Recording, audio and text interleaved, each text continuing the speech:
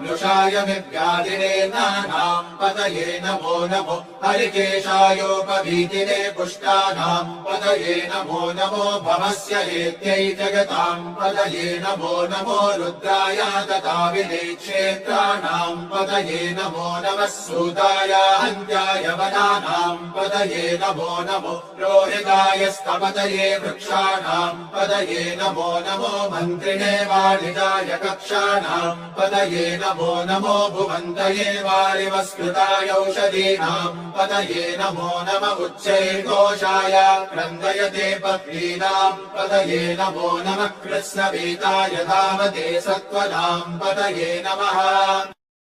ॐ नमस्ते अस्तु भगवन् विश्वेश्वराय महादेवाय त्र्यम्बकाय त्रिपुरान्तकाय त्रिकालाग्निकालाय कालाग्निरुद्राय नीलकण्ठाय मृत्युञ्जय